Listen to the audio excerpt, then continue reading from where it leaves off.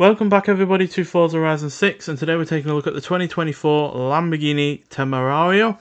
But there's already a little bit of a glitch with this car in this game, because I'm not sure why they've called it a 2024 Lamborghini, because even though this was unveiled in July 2024, it has only been in production since 2025. So either there's a hitch with my research, or there's been a hitch with the game putting in the right year that it's been released. But nonetheless, this is a replacement for the Huracan, and it is a plug-in hybrid like most of these supercars or hypercars are nowadays. And yeah, this is the first mid-engine V8 Lamborghini since the Jalpa debuted in 1981. Now that is a Lamborghini that I wish would return to the Forza series, as it is one of my favourites. But yeah, it's interesting that they've not done a mid-engine V8 since in like 30 odd years. So yeah, real surprised that it's taken them that long to come back to this kind of engine configuration. Now, this is named after that of a fighting bull that fought in 1875, and Temerario means fierce or courageous. And yeah, this is also the first ever Lamborghini to safely rev past 10,000 RPM with a red line of 10,250 RPM, and it's able to do that due to it having titanium connecting rods, a shorter stroke, and a flat plane crankshaft. So yeah, this actually is somewhat similar to the more modern Ford Mustang in terms of its V8 engines, but obviously this is a lot higher revving than any of that anything from Ford can do, for instance. So yeah, but in terms of interior, this definitely looks a little bit smarter than usual, I feel, to be honest. It's not got a massive screen on it, thankfully, and a lot of the buttons are physical still as well, which is always good to see. As you can see there, you can even swap it into EV mode if you so wish. Not sure how far it could go on its battery, but not being a massive one, I don't imagine it would be very far. But the good thing with that is that you can put it into the EV mode if you go like early in the morning, or you're in a quiet suburb or anything like that, not disturb anyone, and then put it in full combustion engine mode, and then just get out of there and enjoy the all of the power that this car has to offer.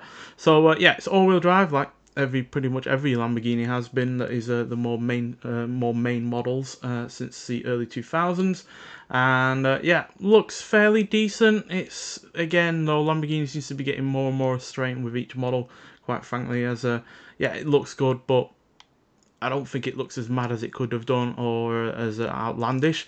That said, though, the rear end is quite outlandish in a lot of ways, certainly more so than the front and the side. And one aspect of this car that is concerning to me, and I'm not sure if it's been remedied or not, is the fact that it looks like the rear wheels are going to be able to kick up a lot of dirt and stones into whoever's behind you, because yeah, there's no rear catch guarder there at all behind those wheels at all. So yeah, that does seem a little bit Lamborghini to be you know, putting other people in danger with your car. Unfortunately, we can't look at anything else about this car. It's either a problem with the game or a problem with more modern manufacturers these days, where they don't let you look at the engine and such anymore. Porsche with the 911, for instance, have done that for many years now. So yeah, but nonetheless, it does have a 4-litre twin turbocharged V8 engine, which itself produces 789 horsepower. And then it's also got 3 electric motors, 2 of which are up front, 1 of which is also in the rear, in between the gearbox and the engine.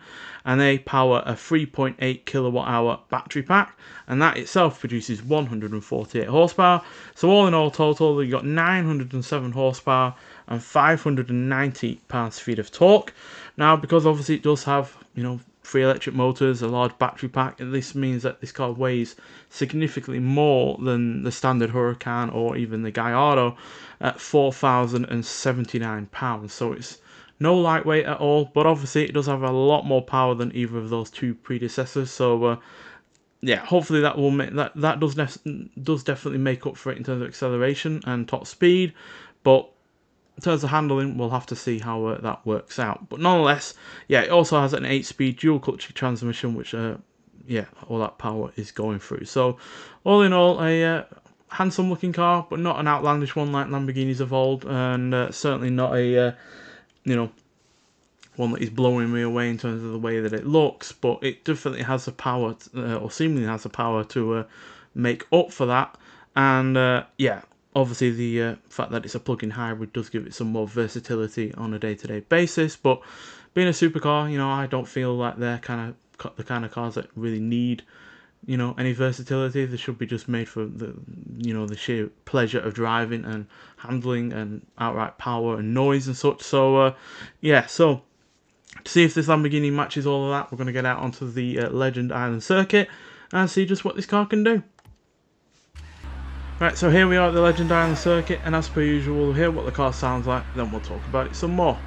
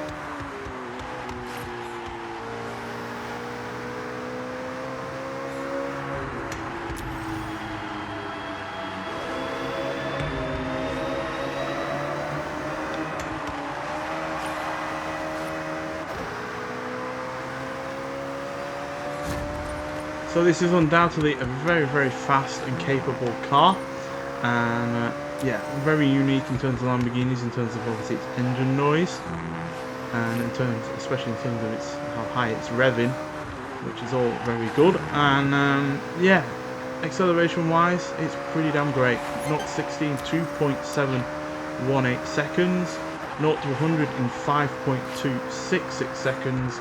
As far as this game's concerned, it went to a top speed of 235 miles an hour. So yeah, that is definitely really, really quick, no doubt about that. And handling wise, it's fine.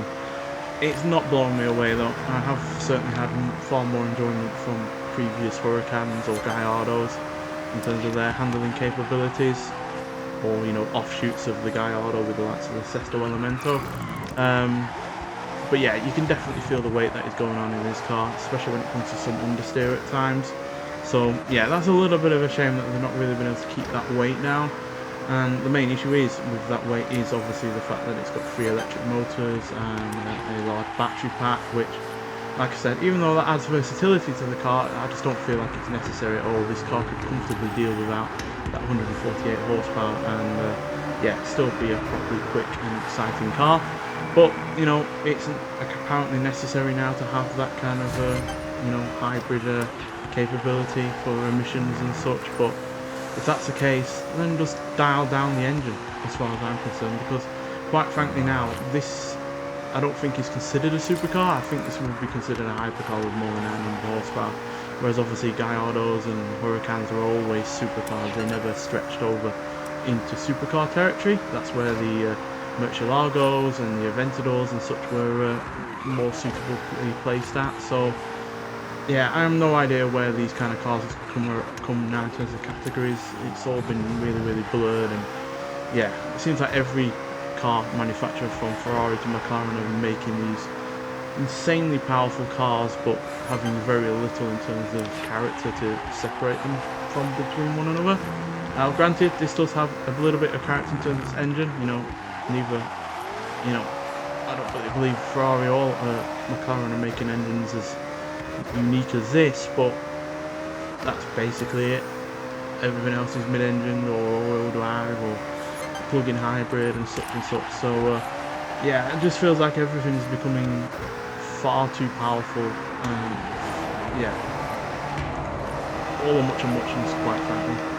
And I know that might seem like a weird complaint of, every car is becoming super powerful and such, but you know, there was a time where you could separate this from its supercar brethren from Lamborghini, Ferrari and McLaren, and now, you know, that's not the case, even though this is undoubtedly the smallest, one of the smaller Lamborghinis that you can buy at the moment.